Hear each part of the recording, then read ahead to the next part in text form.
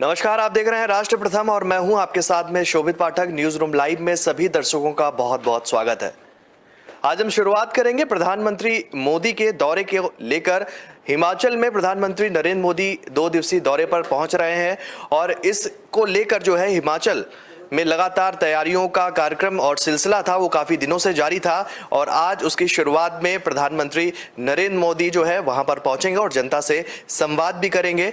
क्या कुछ अपडेट है, इस खबर पर हम जुड़ेंगे सीधे हमारे साथी सहयोगी तुषार से। तुषार, क्या कुछ अपडेट है प्रधानमंत्री मोदी के इस दौरे को लेकर? बिल्कुल शोभित जी, आपको बता दूं कि आज प्रधानमंत्री का दौरा है। हिमाचल का ये दौरा 2 दिन तक चलेगा और प्रधानमंत्री वहां 2 दिन तक रहने वाले हैं। तकरीबन 11:30 बजे वो वहां पर पहुंच चुके हैं। धर्मशाला से उनकी रैली की शुरुआत होने वाली है और इस रैली के दौरान वो तमाम जनता से वहां संबोधित भी करेंगे। और साथ ही आपको बता दूं इसमें तमाम नेता भी इस रैली में मौजूद हैं। और एक जानकारी एक ऐसे निकल के आ रही है कि हिमाचल में विधानसभा के चुनाव होने हैं अगले साल और इसको लेकर रैली को इससे जोड़कर देखा जा रहा है। और साथ ही हम जैसा आपको पता है कि 2024 में भी लोकसभा के चुनाव होने हैं, तो इसे जोड़कर भी इस रैली को देखा जा रहा है। जी बहुत बहुत धन्यवाद तुषार जानकारी के लिए। तो थोड़ा सा विस्तार से बताना चाहिए दर्शकों पर कि कचहरी चौक से HPCA क्रिकेट स्टेडियम तक प्रधानमंत्री मोदी का रोड शो होगा और प्रधानमंत्री बनने के बाद नरेंद्र मोदी तीसरी बार धर्मशाला पहुंच रहे हैं। मोदी सुबह करीब 11:30 बजे धर्मशाला पहुंच चुके हैं। मोदी का यह दौरा खास है। आपको बता देंगे इस दौरे को ध्यान में रखते हुए सुरक्षा के भी पुख्ता इंतजाम किए गए हैं। इसी मुद्दे पर हम सीधे जुड़ेंगे अपने नेशनल एडिटर मयूर जानी जी के साथ में। सर, आपसे जानना चाहते हैं कि जिस तरीके से हिमाचल चुनाव आने वाले, हालांकि उससे पहले गुजरात चुनाव होना है और हिमाचल चुनाव को भी लेकर भारतीय जनता पार्टी कमर कस चुकी है और लगातार प्रधानमंत्री मोदी का ये तीसरा दौरा है, क्या संभावनाएं जुटाएंगे? नहीं, ये बस वही एक उनकी जो फितरत है, प्रकृति है भारतीय जनता पार्टी की कहें या नरेंद्र भाई की कहें, कि वो कभी भी जो है सांस लेने के लिए भी रुकते नहीं दिखाई देते। ठीक है, उनके लिए हर हमेश जो है वो चुनावी मोड में रहना बहुत आवश्यक रहता है। जैसे आपने बिल्कुल ठीक कहा कि गुजरात में सबसे पहले चुनाव है, हिमाचल में तो बाद में है। ठीक है, लेकिन वहाँ अभी से माहौल खड़ा करने की कोशिश जो है वो आज के इनके नरेंद्र भाई के दौरे से वो कोशिश शुरू हो चुकी है। ठीक है, वो लगातार अब वहाँ पे जो है समय समय निकाल के, हालांकि कम निकलेगा क्योंकि पहले गुजरात को उनको देखना होगा, लेकिन आप देखेंगे कि बीच बीच में गुजरात चुनाव के दौरान भी, उस प्रचार के दौरान भी आपको देखने को मिलेगा कि वो हिमाचल भी बीच बीच में जाएंगे और वहाँ जाकर जो है कुछ योजनाओं का लोकार्पण करेंगे, कुछ योजनाओं की घोषणाएं करेंगे और कैसे भी करके बीच में लोगों के रहने की कोशिश करेंगे। जी, तो आपके हिसाब से जो 2 दिवसीय का दौरा है, हालांकि हिमाचल का चुनाव बाद में, लेकिन 2 दिन वो वहां पर रुकेंगे और इसके बाद ये भी बात निकलकर सामने आ रही है कि वो हिमाचल से ही सीधे गुजरात पहुंचेंगे। मतलब हिमाचल का दौरा खत्म होगा और सीधे गुजरात पहुंच जाएंगे और वहां पर भी जो है उनका रोड शो का प्रोग्राम हो सकता है, लेकिन अभी कार्यक्रम तय नहीं है। लेकिन गुजरात चुनाव को लेकर भी है, भारतीय जनता पार्टी पूरी तरीके से जुट चुकी है गुजरात के अंदर। तो किस तरीके से तालमेल बनाते हुए दिखेंगे, क्योंकि नरेंद्र मोदी जी की एक फितरत है कि वो चुनाव आते आते ना वो थकते हैं ना कार्यकर्ताओं को थकने देते हैं। वो अपने ओजस्वी भाषण से लगातार कार्यकर्ताओं के बीच पहुंचकर जो है उनमें जोश भरने का काम करते हैं। तो हिमाचल दौरे को लेकर थोड़ा सा विस्तार से जानना चाहेंगे कि पिछली रूपरेखा जिस तरीके से थी, इससे पहले कांग्रेस की सरकार भी रही है वहां पर और इसके बाद में बीजेपी आई और बीजेपी फिर से चुनाव में पूर्ण बहुमत से आएगी, उसको लेकर क्या कुछ बड़े वादे देखने को मिल सकते हैं उनके नरेंद्र मोदी की यात्रा को लेकर? नहीं, ये एक तरह से देखिए स्टीरियोटाइप रहेगा ये पूरा। आपको ये बता दें कि एक तरह से स्टीरियोटाइप रहेगा और वो वही चीज़ें हम बिल्कुल लगातार देखते रहेंगे, वही चीज़ हम सुनते रहेंगे जो चीज़ें हम अब तक सुनते आ रहे हैं। ठीक है, तो वही देश और राष्ट्र भावना की बात होगी, हिंदुत्व की बात होगी, विकास की बात होगी और कुछ ऐसी चीज़ें होंगी जो आमतौर पर उनके द्वारा जब बोली जाती है तब लोगों को सुनने में बहुत अच्छा लगता है, रोचक लगता है, वो प्रभावित होते हैं, वो उनसे बिल्कुल प्रेरित हो जाते हैं और उनमें फिर वही एक चीज़ जो है वो उभर कर आती है कि भाई अब जब नरेंद्र भाई ने बोला है तो हमको फिर से जो है भारतीय जनता पार्टी को जिताना है। हालांकि एक बात हम ये भी कहना चाहेंगे आपको कि देखिए हर जगह ये हो नहीं रहा है, लेकिन जहाँ हो रहा है उसका ग्लोरिफिकेशन जो है वो बहुत ज़्यादा हो रहा है। जैसे फॉर एग्जांपल अगर हम कहें, हम पहले भी 1-2 बार कह चुके हैं, अभी भी कहना उनको आप मतलब ये इसको दोहराने में कोई आपत्ति नहीं होगी और ये समझना भी बहुत ज़रूरी हो जाता है कि आज की तारीख में भी बहुत सारे ऐसे राज्य हैं जहाँ पे भारतीय जनता पार्टी की सरकार नहीं है। ठीक है। तो वो जगह पर भी जब राष्ट्रीय मुद्दों को लेकर बात होती है, केंद्र की नीतियों को लेकर जब बात होती है, विदेश नीति को लेकर जब बात होती है, और देश का नाम दुनिया में रोशन करने जैसे मुद्दों पर जब बात होती है, तो फिर देश की जनता, चाहे किसी के राज्य की भी क्यों ना हो, लेकिन वो जनता जो है फिर नरेंद्र भाई की आवाज़ सुनना पसंद करती है, उनको समझना पसंद करती है, और उनकी बात से वो सहमत होना भी उनको ठीक लगता है। तो मुझे लगता है कि हिमाचल का जो पूरा एक दौरा अभी जो हम देख रहे हैं, जा रहे हैं, तो वो वही मूड सेट करेगा, पूरा टोन सेट कर देगा वो, और उस टोन सेट करने के साथ साथ वो उसको गुजरात के दौरे के साथ, जैसे अभी आप कह रहे थे कि वो यहाँ से बिल्कुल गुजरात जाने वाले हैं, गुजरात तो जाएंगे क्योंकि गुजरात में तो अब हर हफ्ते 10 दिन में उनका जाना, कुछ न कुछ सभाएं करना, कुछ न कुछ बात जो है अपने गुजरात के मतदाताओं को करते रहना, ये बहुत उनके लिए ज़रूरी हो जाता है। आप सब ने देखा होगा, जब भी कुछ देश में वो नया करते हैं या कुछ भी अगर अचीवमेंट उनको मिलता है, तो पहला दौरा जो होता है उनका, वो गुजरात का दौरा होता है। जैसे जब 2019 के जब वो लोकसभा चुनाव जीते थे, तो उसके बाद उन्होंने सबसे पहला रुख जो किया था वो गुजरात का किया था। आपको ये भी याद होगा कि जब ये पिछले इस साल की शुरुआत में जब उत्तर प्रदेश समेत 5 राज्यों के चुनाव हुए, और उसमें से फिर उत्तर प्रदेश में फिर से जब भव्य जीत हासिल की, तो उनका सबसे पहला दौरा जो था वो गुजरात का था। आप सबको याद होगा, वो आए थे, कार्यक्रम जो आइटनरी के हिसाब से डिसाइड किया गया था, वो कार्यक्रम को चेंज करके उन्होंने एक बहुत बड़ा एक रोड शो कर दिया था, और वो रोड शो उन्होंने लगातार 2 दिन किया था। और दूसरे दिन जब स्थानीय इकाई के जितने भी चुने हुए जनप्रतिनिधि वहाँ पे आए थे, मुझे याद है कि GMDC का ग्राउंड था, और वहाँ पे सब उनको 1 लाख के आसपास लोगों को जब मिले थे, तो वो भी रोड शो करके आए थे। उससे पहले जब वो अगले दिन जब रक्षा शक्ति यूनिवर्सिटी का जब वहाँ पे कार्यक्रम था, वहाँ पे उनको शिरकत करनी थी, तो वहाँ भी वो गांधीनगर से रोड शो करते हुए ही पहुँचे थे। तो हमेशा से ये एक चीज़ जो है वो देखने को रही है कि देश में या दुनिया में कुछ भी जब वो ऐसा कुछ करते हैं जिससे उनको लगता है कि ये गौरव पाने वाली या गौरव महसूस करने वाली बात है, तो पहले उसका जो वो मुजाहिरा है वो गुजरात के अपने लोगों के लिए उनके प्रति करते हैं, और आगे फिर बढ़ते हैं। तो हिमाचल में भी यही होगा, और हिमाचल में भी जब वो बात करके 2 दिन का दौरा खत्म करके जाएंगे शोभित जी, तो वो फिर वापस गुजरात में जाएंगे, और गुजरात में तो लगातार उनका, जैसे मैंने कहा, लगातार रहेगा। वो हफ्ते 10 दिन में उनका जो आना है वो आना जाना लगा रहेगा, और कुछ घोषणाएं भी होंगी। मैं मानता हूँ कुछ घोषणाएं इसलिए होनी चाहिए, जिस तरह से आम आदमी पार्टी का दबाव बनता जा रहा है, और दबाव के चलते बहुत सारे ऐसे मुद्दे हैं जो सतह पर आके उनको परेशान कर रहे हैं, तो वो परेशानी से बचने के लिए, और गुजरात सरकार जिस तरह से अब घिरती हुई जा रही है मुद्दों को लेकर। रोकना चाहेंगे इस वक्त अमित शाह जो है कुछ लाइव जाएंगे, लाइव जुड़ेंगे, क्योंकि वो लगातार जिस तरीके से जनसंवाद रैली को वो वहां पर कर रहे हैं, और बिहार में लगातार उनकी उपस्थिति है। सीधे जुड़ेंगे अमित शाह के कार्यक्रम से, देखते हैं क्या कुछ वो कहते हैं। के देशों की सरकारों की कोई बद इरादा न होने के बावजूद यहाँ पर और वहां पर समाज में कुछ तत्व ऐसे होते हैं जो खुली सीमा का उपयोग अपने अनधिकृत कमाई के लिए करते हैं, चाहे स्मगलिंग हो, चाहे पशु तस्करी हो, चाहे घुसपैठ हो, बांग्लादेश से होकर, नेपाल से होकर यहाँ पर भी घुसपैठ होती है। ये सारी चीजें बहुत दिक्कत वाली होती है। जहां पर बाढ़ लग गई है, वहां पर एक सरलता होती है कि बाढ़ कटी या नहीं कटी वो देखना, और दूर से बाढ़ को देखते रहना।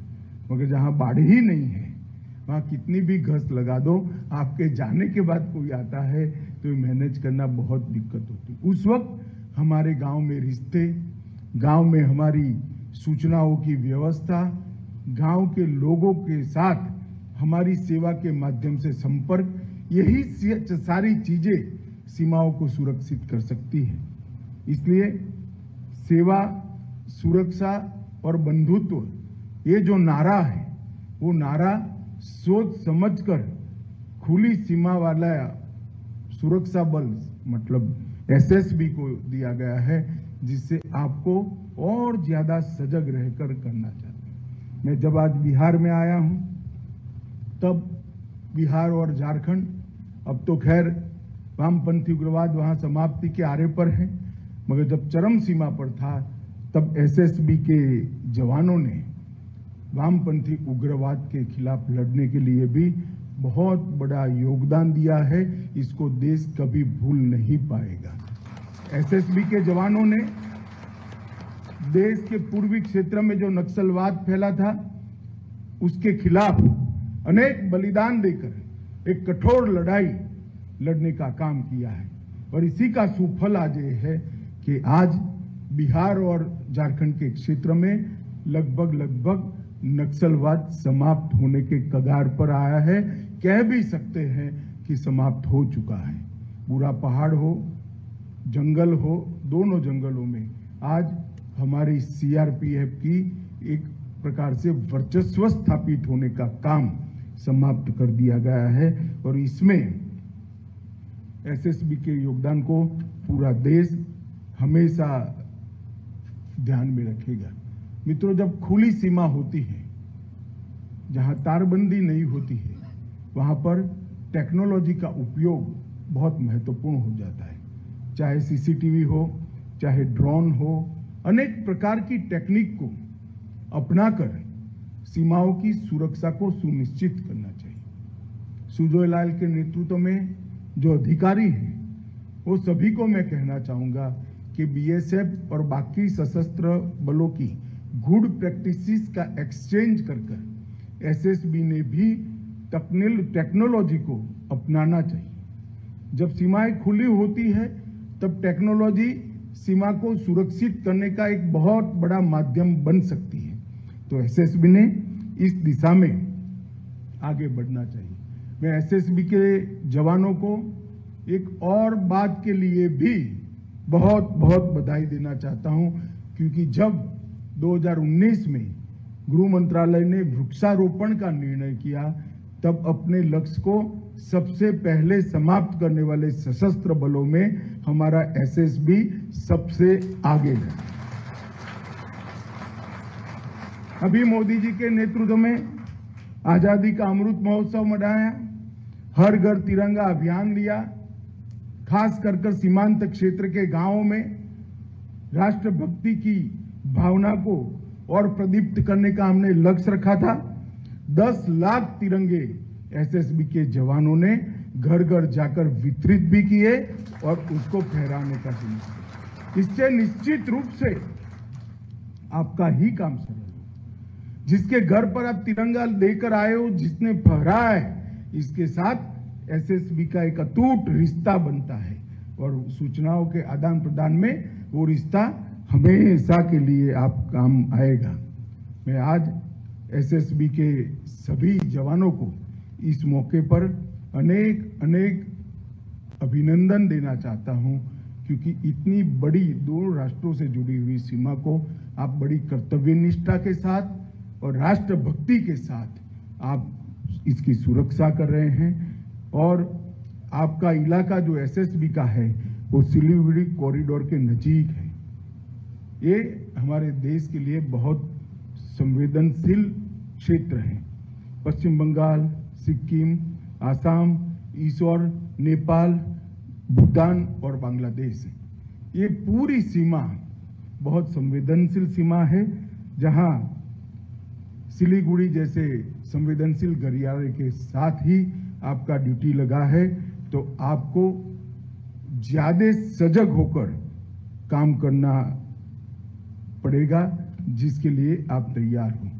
मित्रों, मोदी जी की सरकार बनने के बाद सीमा के इंफ्रास्ट्रक्चर के बढ़ावे में हमने कोई कसर नहीं छोड़ी। 2008 से 14 के वर्ष में लगभग 23,700 करोड़ रुपया, प्रति वर्ष लगभग 4,000 करोड़ रुपया खर्च किए गए, और नरेंद्र मोदी सरकार बनने के बाद 23,700 करोड़ से बढ़ाकर 44,600 करोड़ रुपया तक खर्च बढ़ा है। तो जो खर्च पहले 4,000 करोड़ होता था वो अब 6,000 करोड़ होता है। लगभग 3.5 गुना बढ़ोतरी रोड की लेंथ में हमने इससे की है। तो ये बताता है कि सीमाओं की सुरक्षा के लिए भारत सरकार की प्रायोरिटी कितनी मजबूत है। मगर भारत सरकार सुविधा दे सकती है, वाइब्रेंट विलेज का कार्यक्रम लेकर आ सकती है, सीमांत क्षेत्र के विकास उत्सव के कार्यक्रम लेकर आ सकती है, मगर ये सभी चीजों के बावजूद भी सुरक्षा तो आपके अथक परिश्रम और बलिदान के अलावे सुनिश्चित नहीं है। मैं जब भी नेपाल और भूटान बॉर्डर की बात करता हूं, मैं हमेशा सुनिश्चित रहता हूं, क्योंकि मेरा एसएसबी का जवान, मेरे एसएसबी की जवान बहन जो मुस्तैदी के साथ इसकी सुरक्षा करते हैं, राष्ट्र को इस बॉर्डर से कभी खतरा हो ही नहीं सकता। इतनी निश्चिंतता के साथ मैं पूरे देश में जहां जाता हूं वहां बताता हूं। आज यहां 0 पॉइंट पर नेपाल बॉर्डर पर मैं पहली बार आया हूं। इसके बाद जनवरी के सप्ताह में मेरा यूपी में कार्यक्रम है, ये भी 0 पॉइंट पर है। आप सभी को मिलकर बहुत अच्छा लगा, आपकी कठिनाइयां देखकर और ये नए भवन देखकर।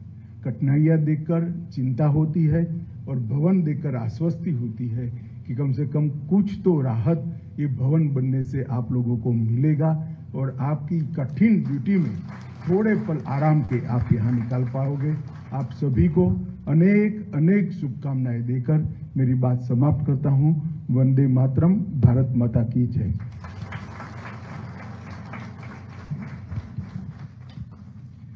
धन्यवाद महोदय। महोदय, आपके ये प्रेरणादायी शब्द वर्षों तक हम सभी के मानस पटल पर अंकित रहेंगे और हम में नई शक्ति और ऊर्जा।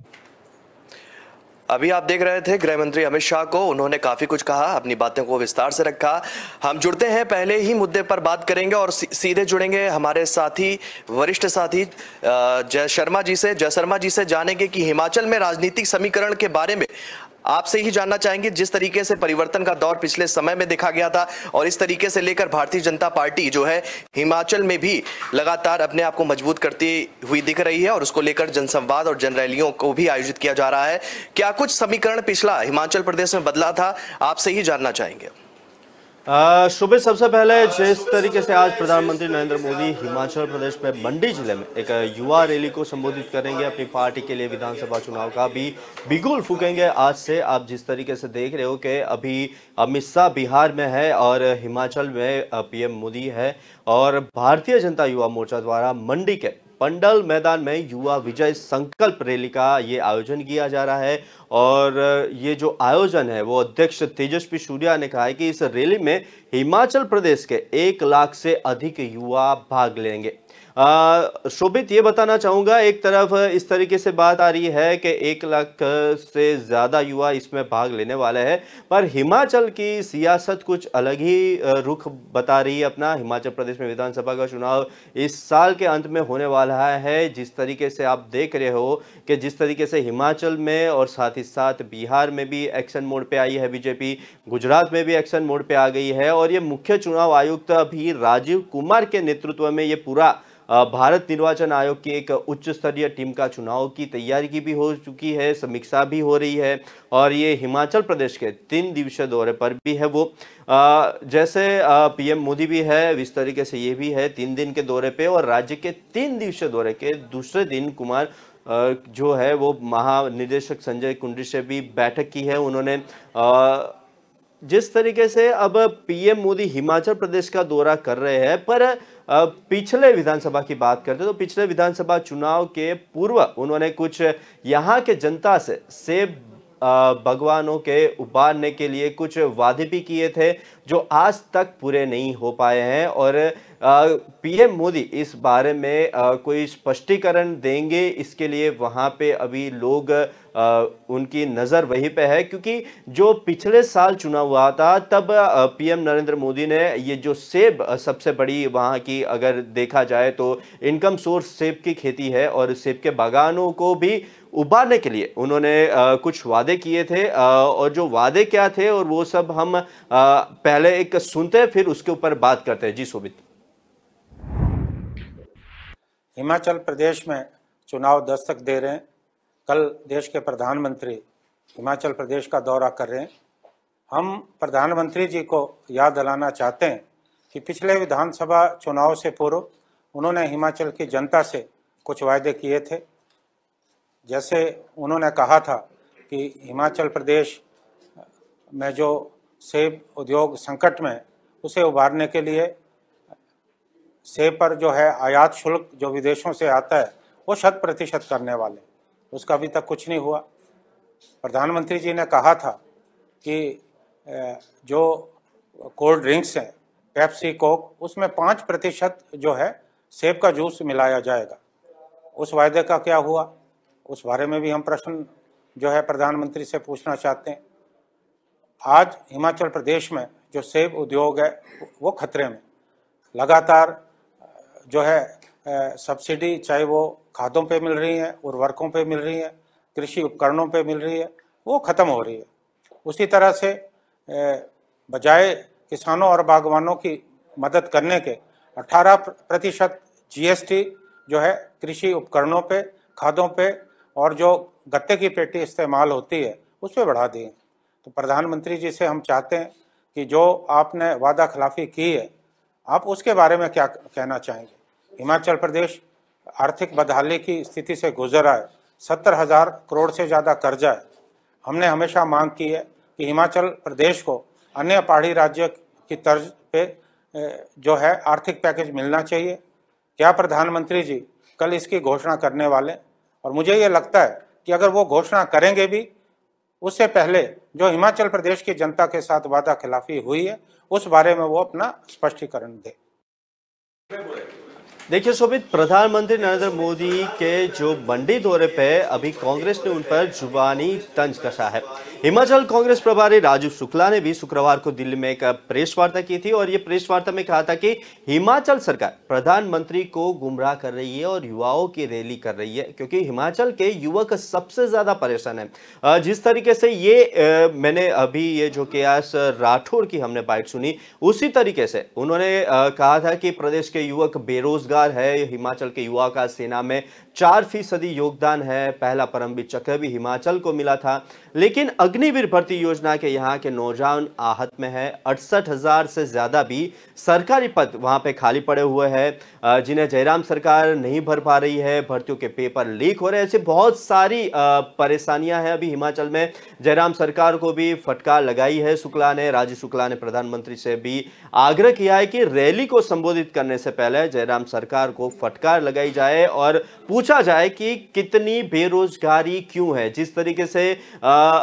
कांग्रेस अभी एक्शन मोड पे दिखाई दे रही है, भारत जोड़ो यात्रा चल रही है और यहाँ पे पीएम मोदी आ रहे हैं, उससे पहले ये बाइट इसलिए सुनानी जरूरी थी शोभित के जो लास्ट इलेक्शन हुआ था तब प्रधानमंत्री नरेंद्र मोदी ने जो जो वादे किए थे उसमें से कितने पूरे हुए, इसको लेकर भी कांग्रेस वहां पे सियासी गर्माहट देख रही है।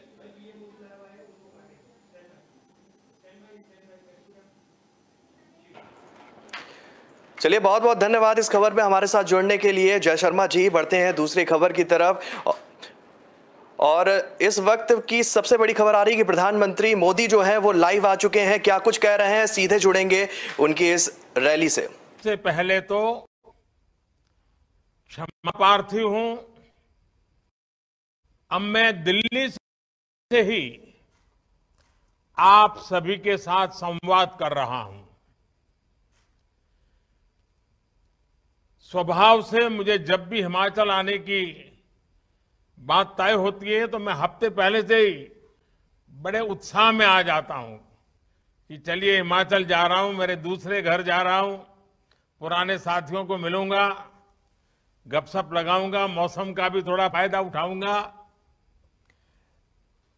तो जैसा ये आपको न मिलने पाना, रूबरू आकर के आपके दर्शन न कर पाना, वो जितना मेरे लिए दुखद है उतना ही मेरा हिमाचल न जाने का ये मौका छूट जा रहा, हिमाचल न पहुंच पाना मेरे मन में कसक रह जाती है। खैर, आने वाले दिनों में मैं आकर के इसका फायदा तो ले ही लूंगा, आपको मिल भी लूंगा। और मैं देख रहा था कि सारे नौजवान, क्योंकि बारिश है और हिमाचल की बारिश मतलब ज्यादा ठंड लेकर के आती है, धड़ाम से टेम्परेचर गिर जाता है। और आप दूर दूर से आए, ठंड के मौसम भी है, वहां पर पानी गिर रहा है, आप कुर्सी को ही छाता बना करके खड़े हैं। ये आपका प्यार, आपका उत्साह, आपका उमंग, ये मैं साफ साफ यहां अनुभव कर रहा हूं। साथियों, हिमाचल की युवा शक्ति ने हमेशा अलग अलग मोर्चों पर देश को गौरवान्वित होने का अवसर दिया है।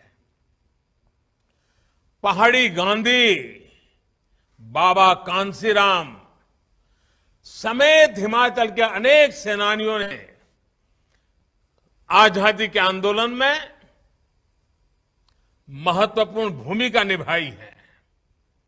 आजादी के तुरंत बाद जम्मू कश्मीर पर हुए हमले से लेकर करगिल युद्ध तक हिमाचल के जांबाजों ने सर्वोच्च बलिदान देकर मां का सिर ऊंचा रखा है। देश की रक्षा के साथ साथ देश को दिलाने वाले में भी हिमाचल के युवा कमाल करते रहे हैं। में संपन्न हुए में उन खेलों प्रियंका ने क्रिकेट में, वरुण ने और विकास ने वेट लिफ्टिंग में प्रदर्शन किया। खेल का मैदान हो या कला जगत, पार्टी हो या सरकार, हिमाचल के युवाओं की ऊर्जा, का जोश, उनका नेतृत्व कौशल निरंतर देश के काम आ। साथियों, युवाओं को ज्यादा से ज्यादा हमें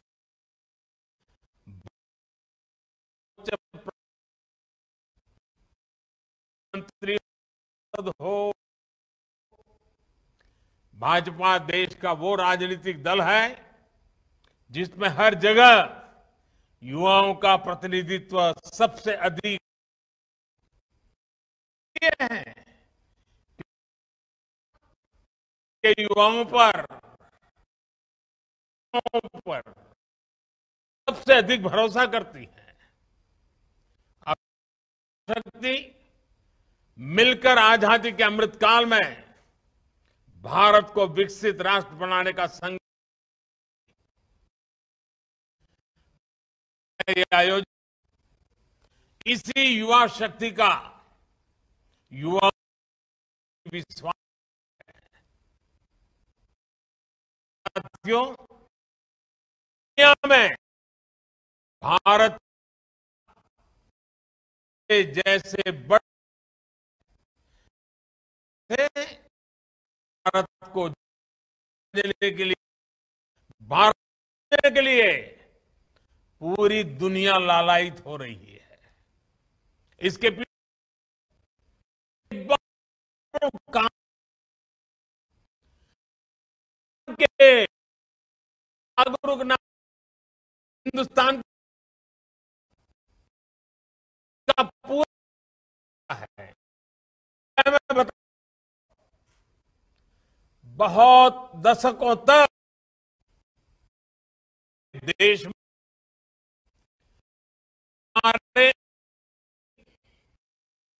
किसी को बहुमत, मिली जुली सरकारें थी, कितना दिन कर कुछ करेगी नहीं करेगी, पर भारत के मतदाताओं के, नागरिकों के मन में नहीं, दुनिया के मन में आशंका होती थी।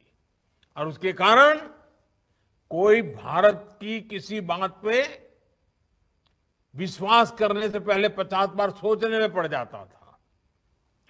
लेकिन 8 साल पहले 2014 में आप सब जागरूक मतदाताओं ने, मेरे हिमाचल के मतदाताओं ने दिल्ली में मजबूत स्थिर सरकार दी, सबकी सब लोकसभा की सीटें हिमाचल ने जीत करके दी, 14 में दी, 19 में दी, और उसका परिणाम है कि दिल्ली में स्थिर सरकार बनी।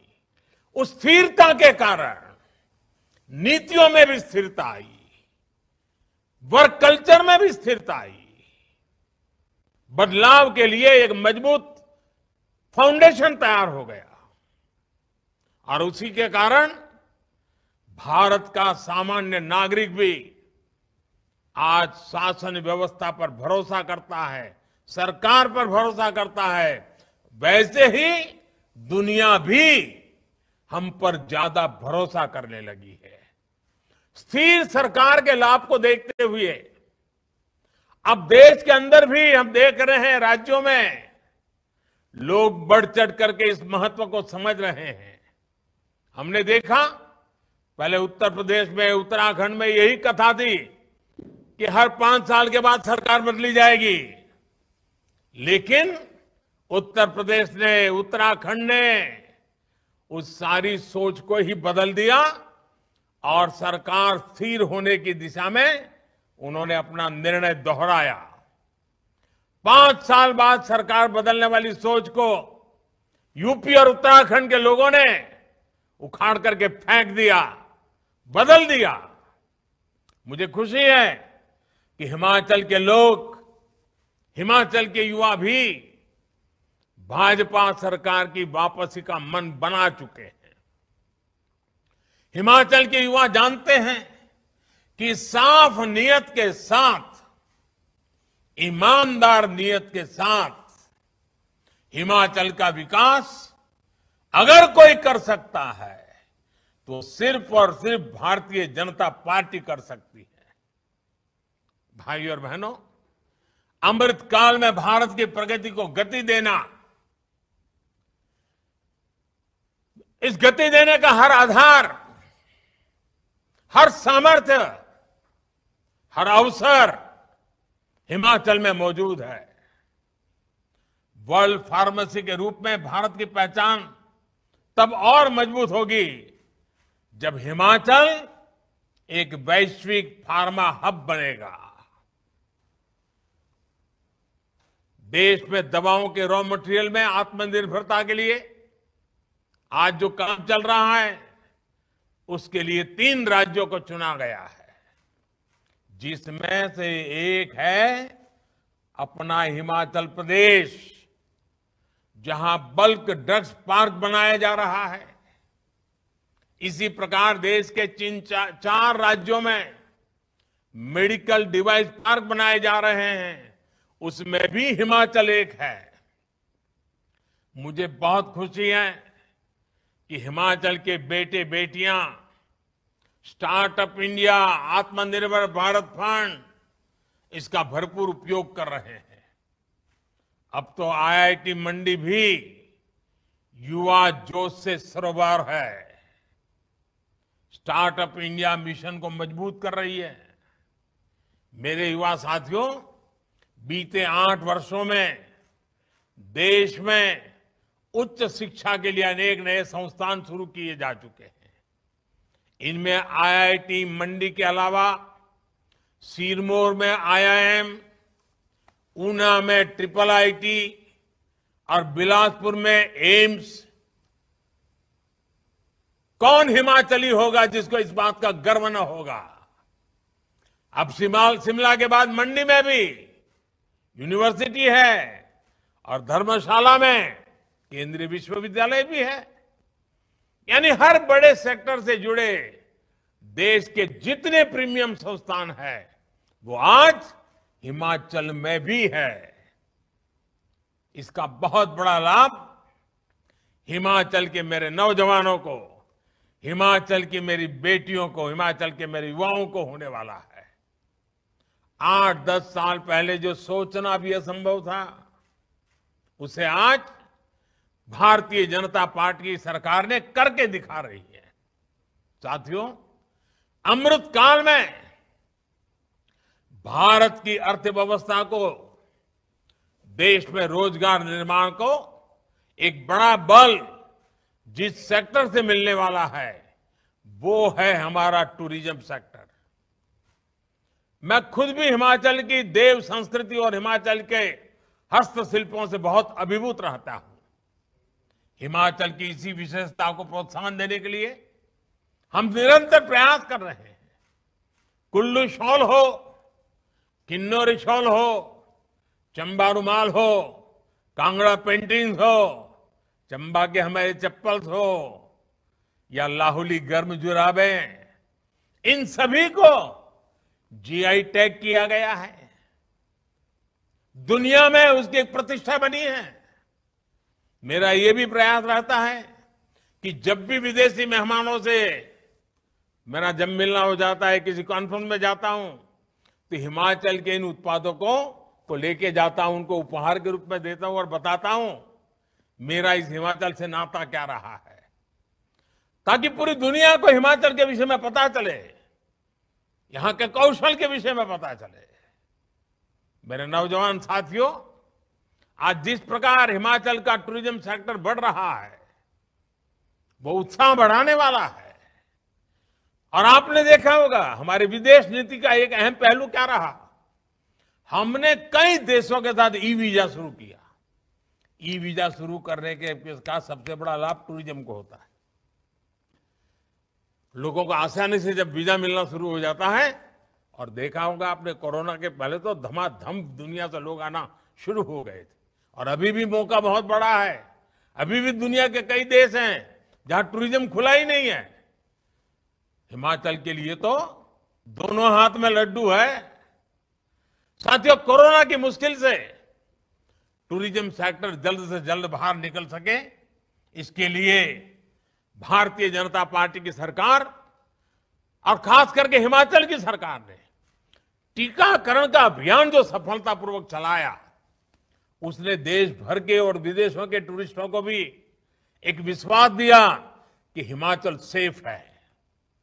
मुद्रा योजना ने जिस प्रकार हिमाचल प्रदेश में होम स्टे, रेस्टोरेंट और दूसरे उद्यमों को गति दी है, वो अभूतपूर्व है। देश भर में मुद्रा योजना के तहत अभी तक 19 लाख करोड़ रुपए के बिना गारंटी के बैंक लोन दिए जा चुके हैं। हिमाचल प्रदेश में भी मुद्रा योजना के तहत बिना बैंक गारंटी लगभग 14,000 करोड़ रुपए लोगों को दिए जा चुके हैं। हमारे हिमाचल में रोजगार और स्वरोजगार के हजारों नए अवसर बने हैं। साथियों, पर्यटन हो, खेती हो या फिर मैन्युफैक्चरिंग, इन सारे कामों में, इन सारे सेक्टर में सबसे ज्यादा युवा जुड़ते हैं, सबसे ज्यादा अवसर युवाओं के लिए होते हैं। और ये वही फलते फूलते हैं जहां कनेक्टिविटी, इंफ्रास्ट्रक्चर बेहतर होता है। हिमाचल तो प्रदेशी किसानों, बागवानों का है। फूड प्रोसेसिंग सेक्टर में हिमाचल की संभावनाओं को केंद्र की योजनाओं से बहुत बल मिल रहा है। एफपीओ यानी किसान उत्पादक संघ बनाने पर भी केंद्र सरकार बल दे रही है। हिमाचल में integrated cold chain, agro processing cluster, food processing units और फूड टेस्टिंग लैब का नेटवर्क तैयार किया जा रहा है। मेरे नौजवान साथियों, ये सब कुछ आपके उज्जवल भविष्य के लिए किया जा रहा है। इंफ्रास्ट्रक्चर के ऐसे हर काम से युवाओं को रोजगार मिलता है, स्वरोजगार के अवसर बनते हैं। पिछले 8 वर्षों में केंद्र सरकार ने हिमाचल में नेशनल हाईवे के रखरखाव और विस्तार के लिए करीब 14,000 करोड़ रुपए दिए हैं, जबकि 2014 से पहले के 8 वर्षों में हिमाचल प्रदेश का केंद्र सरकार से 2,000 करोड़ रुपए से भी कम मिलते थे। यानी हमारी सरकार ने नेशनल हाईवे के लिए हिमाचल को पहले की सरकार के मुकाबले 7 गुना ज्यादा राशि दी है। अब आप देख रहे होंगे, जाते आते समय देखने को मिलता होगा, चंडीगढ़ मनाली नेशनल हाईवे पर भी तेजी से काम चल रहा है। ये नेशनल हाईवे खेती और टूरिज्म से जुड़े हजारों नौजवानों के लिए बहुत अवसर लेकर के आया है। साथियों, इस वर्ष के केंद्रीय बजट में 2 बड़े प्रोग्राम घोषित किए हैं। जिनका हिमाचल प्रदेश को बहुत अधिक लाभ होने वाला है। वर्तमान प्रोजेक्ट के तहत पहाड़ी प्रदेशों के उनके लिए रोपवे के नेटवर्क को विस्तार देने की योजना है, जिसका लाभ हिमाचल के पर्यटक स्थलों को हो रहा है। इसी प्रकार वाइब्रेंट बॉर्डर विलेज प्रोग्राम के तहत आखिरी छोर पर सीमा पर जो गांव है उनका विशेष रूप से विकास किया जा रहा है। युवा साथियों, सरकार ने वर्क फ्रॉम होम के लिए जो नीतियां बनाई है, हिमाचल का टूरिज्म सेक्टर उसका एक बड़ा लाभार्थी है। इसका कारण बेहतर डिजिटल कनेक्टिविटी भी है।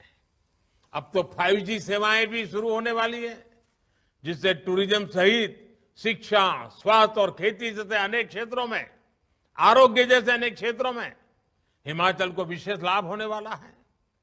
मुझे खुशी है कि हिमाचल उन प्रदेशों में है जिसने अपनी ड्रोन नीति बनाई है, और इसके लिए मैं हिमाचल सरकार के ये दूरंदेशी निर्णय के लिए और अगुवाई करने के लिए मैं हिमाचल भाजपा सरकार को बधाई देता हूं।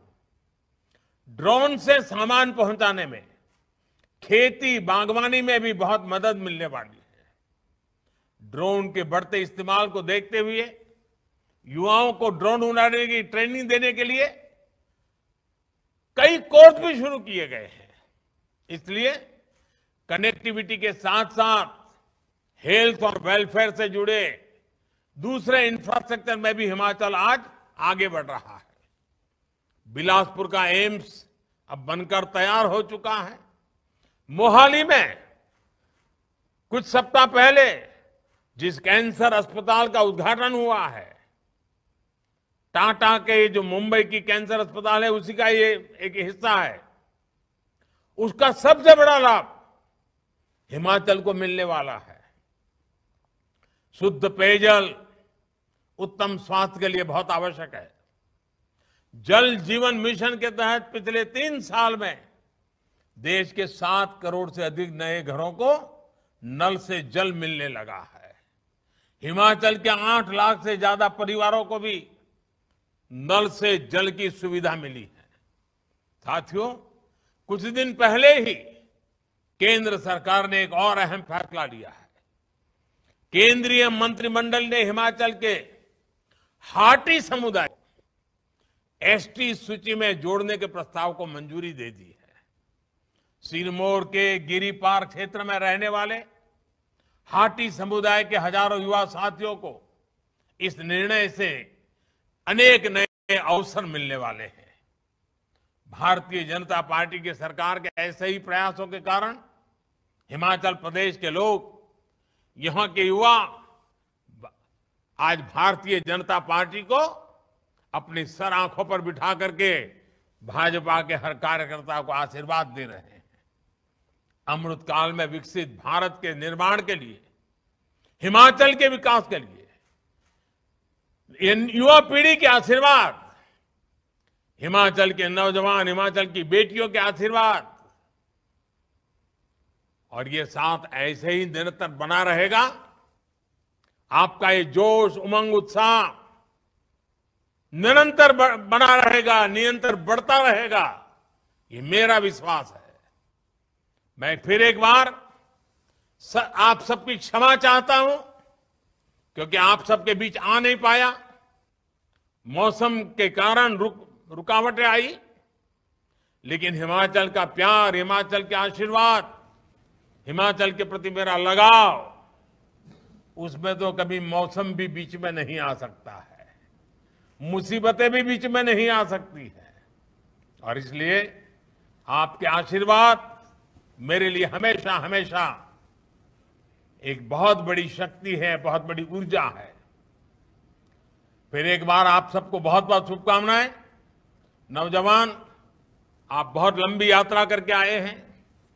हिमाचल में यात्रा करके आने का मतलब तराई के लोगों को अंदाज नहीं आता है कितना कठिन होता है, और पानी गिर रहा है। आप अपने स्वास्थ्य का ख्याल रखना, आवश्यक जो भी प्रबंध, पहाड़ के लोगों को तो इसकी सारी टेक्निक भी मालूम होती है। अपने आप को संभालना, बहुत संभल करके घर वापस लौटना, यही मेरी आप सबसे अपेक्षा रहेगी। आप सबको मेरी तरफ से बहुत बहुत शुभकामनाएं, बहुत बहुत धन्यवाद।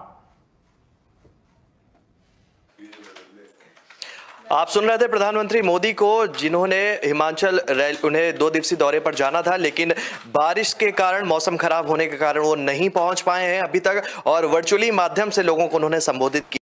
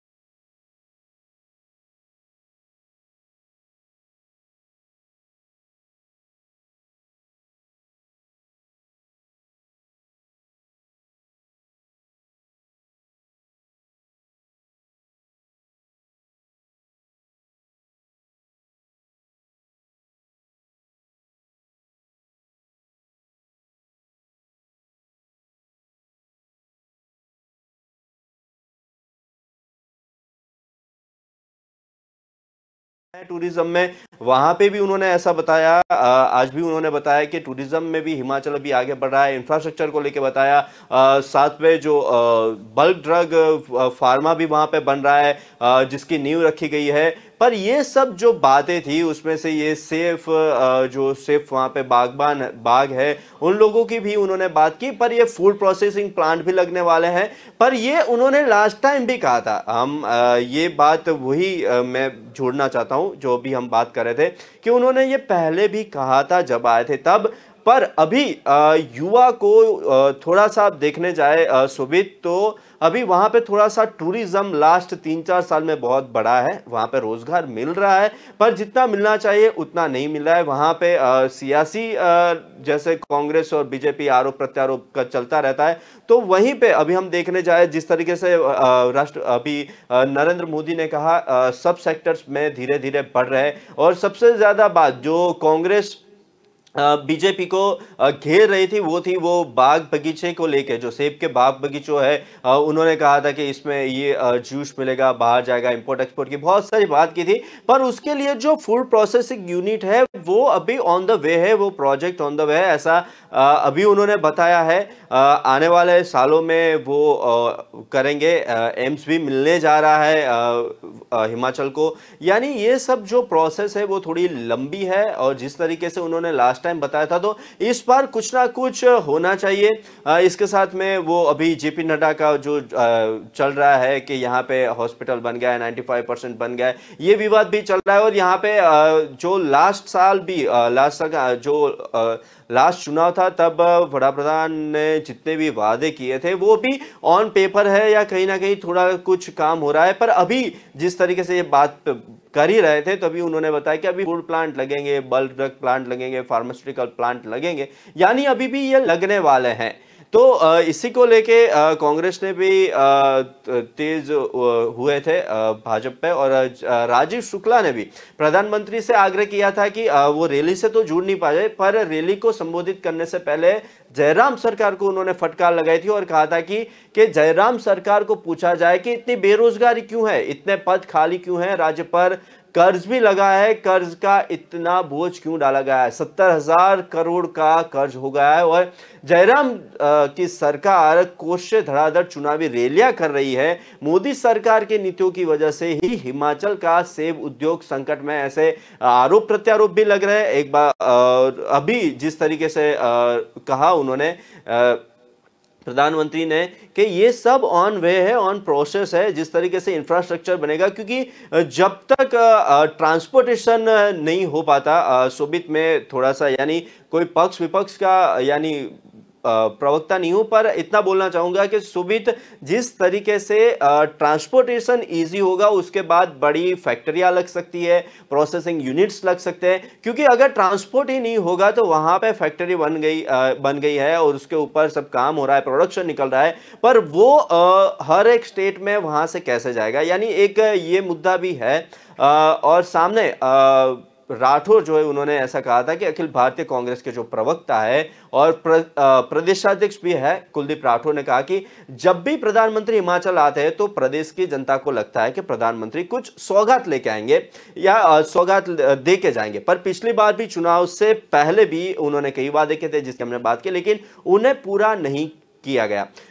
ये जो स्टेटमेंट था उसको अगर हम देखना चाहे शोभित, तो जिस तरीके से मैंने अभी बताया कि जब तक transport level up to down हर एक स्टेट से जुड़ नहीं सकता, तब तक वहां पे फैक्ट्री बन के वहां पे जो इंपोर्ट एक्सपोर्ट होगा, वहां से जो प्रोडक्शन निकलेगा, क्योंकि बहुत सारे प्रोडक्शन निकलेंगे, वहां पे फार्मा भी हो रहा है, साथ साथ फूड प्रोसेसिंग यूनिट बन रहा है, वहां से उन्होंने जिस तरीके से पिछली बार कहा था कि वहां के सेब का जूस हर एक जगह पे पहुंचेगा, तो ये सब के लिए अगर वहां पे ट्रांसपोर्टेशन ही नहीं होगा तो वो सब कैसे होगा, क्योंकि नरेंद्र मोदी ने सेब पर आयात शुल्क 100% करने का भी वादा किया था, प्रदेश के बागवानों से भी किया था, लेकिन ये वादा आज तक पूरा नहीं किया गया है, इससे सेब उद्योग खतरे में पड़ रहा है, ऐसा भी उन्होंने कहा है। उन्होंने वो भी कहा था कि कोक व पेप्सी में जूस का भी वादा किया था। राठौर ने उन्हीं पे ये कंज कसा कि कुलदीप राठौर ने ये मुद्दे को लेकर कहा कि मंडी में ही प्रधानमंत्री कह चुके हैं कि बोतल बंद पेप्सी कोक में 5% नेचुरल फ्रूट जूस मिलेगा, इससे सेब समेत अन्य फलों की मांग भी बढ़ेगी। पर यह सब कब होगा सुबित, जब फूड प्रोसेसिंग यूनिट लगेगा, वहां पर प्रोडक्शन निकलेगा और वो हर एक स्टेट में जा पाए, क्योंकि अगर वहां पे बन के अगर ट्रांसपोर्टेशन ही नहीं मिलेगा तो वो सब कहां से जाएंगे। अदानी द्वारा भी रेट तय करने की भी गिराते रेट है, उन्होंने वो भी कहा था कि कुलदीप राठौर ने ये कहा था कि हिमाचल में अदानी 10 लाख बॉक्स खरीदता है, वह सेब के रेट को प्रभावित करता है। बीते साल अदानी ने 72 रुपए के हिसाब से बागवानों से सेब खरीदे थे, हर साल दाम घटकर 60 रुपए आ गया था। यदि सेब मार्केट में 250 से 300 रुपए बेचा जा रहा है तो प्रधानमंत्री से अडानी द्वारा किए जा रहे बागवानों के शोषण पर भी संज्ञान लेने की मांग की थी। ऐसे बहुत सारे मुद्दे थे जिसके ऊपर कांग्रेस और बीजेपी पलटवार कर रही है। 1134 करोड़ की विश्व बैंक परियोजना पर भी कुंडली मारकर बैठी है सरकार, ऐसा राठौर ने कहा है। कुलदीप राठौर ने कहा कि पूर्व सरकार ने 1134 करोड़ रुपए की विश्व बैंक परियोजना मंजूर की थी, इसके सेब बगीचों का नवीनीकरण होगा, मौजूदा सरकार इस पर कुंडली मारकर बैठी है, ऐसे प्रत्यारोप भी हो रहे हैं। एक समय ऐसा आया था कि जब विश्व बैंक ने प्रोजेक्ट को रद्द करने की भी चेतावनी हिमाचल सरकार को देती थी और इसे रोकने के लिए कांग्रेस सरकार ने भी बागवानों को दवाइयों पर सब्सिडी दी थी। जयराम सरकार ने इसे बंद करवा दी है। और क्या प्रधानमंत्री इस विषय पर संज्ञान लेंगे? यानी बहुत सारे मुद्दे हैं हिमाचल को लेके जिसके ऊपर कांग्रेस बीजेपी के ऊपर पलटवार कर रही है। कुलदीप राठौर ने यह भी कहा था कि हिमाचल के अंदर 70,000 करोड़ रुपए के कर्ज पर भी कुछ बात करे, पर वो भी अभी बात नहीं की है। पर उन्होंने आर्थिक पैकेज अभी तक बहुत सारे दिए हैं, वो अभी उन्होंने कहा जीएसटी को वापस लेने की भी मांग चल रही है। यानी बहुत सारी सियासी खेल चल रहे हैं अभी। फिर ये हाटी का जो मुद्दा था, हाटी समुदाय को जनजातीय का दर्जा देने के वादे पर भी राजीव शुक्ला ने तंज कसा है और कहा कि ऐसा लग रहा है कि यह चुनावी जुमला है। इसको भी जुमला बताया गया है, यदि हाटी को जनजातीय का दर्जा देना है तो संसद का सत्र बुलाकर इसकी औपचारिकता पूरी होनी चाहिए। ऐसे बहुत सारे मुद्दे हैं शोभित, पर जिस तरीके से ये जितने भी कांग्रेस ने मुद्दे उठाए थे उनके आने से पहले, पर वो आ नहीं पाए कुछ ये बारिश की वजह से, पर ये रैली के पहले कांग्रेस ने बहुत सारे मुद्दे उठाए थे। उन सबका नरेंद्र मोदी ने अभी आंसर दिया है कि ये जो मुद्दे थे उससे रिलेटेड ही उन्होंने बात की है। युवा रोजगार की बात की, टूरिज्म की बात की, वहां पे इंफ्रास्ट्रक्चर हो रहे उसकी बात की, पर ये सब परियोजना में कांग्रेस के अगर स्टेटमेंट देखते हैं और अभी प्रधानमंत्री नरेंद्र मोदी ने जो जो चीजें की है तो इसमें थोड़ा सा टाइम गैप्स तो दिख रहा है। जी शोभित। जय शर्मा जी, आपका बहुत बहुत धन्यवाद, क्योंकि आपने काफी विस्तार पूर्वक सारे बिंदुओं पर मुखरता से बात की है। आपका हमसे जुड़ने के लिए बहुत बहुत धन्यवाद। तो सीधी तरीके से एक बात निकलकर सामने आ रही है कि ये जो प्रधानमंत्री मोदी का दौरा होने वाला था, हालांकि अभी स्थगित हो गया, वर्चुअल माध्यम से वो जुड़े, उन्होंने तमाम जो है बातें हिमाचल वासियों के लिए साझा की हैं। तो देखने वाली बात ये होगी कि सीएम जयराम ठाकुर के नेतृत्व में भाजपा सरकार विधानसभा चुनाव, लोकसभा चुनाव को लेकर क्या कुछ नए वादों को लेकर जनता के बीच में उतरेगी, ये भी देखने वाली बात होगी। तो फिलहाल आज हमने बात की दिन की एक बड़ी खबर के बारे में और आज हमारी नजर लगातार बनी रहेगी इसी खबर के ऊपर। फिलहाल न्यूज रूम लाइव में आज के लिए इतना ही। कल हम फिर हाजिर होंगे 12 से 1 बजे के बीच में दिन की 4 बड़ी खबरों के साथ। दर्शकों को बताना चाहेंगे कि अगर वो देश और दुनिया से जुड़ी हुई खबरों को विस्तार से जानना चाहते हैं तो वो हमारी वेबसाइट www.kalamkartavya.com पर जाकर खबरों को देख सकते हैं। तो फिलहाल मुझे दीजिए इजाजत, तब तक के लिए नमस्कार।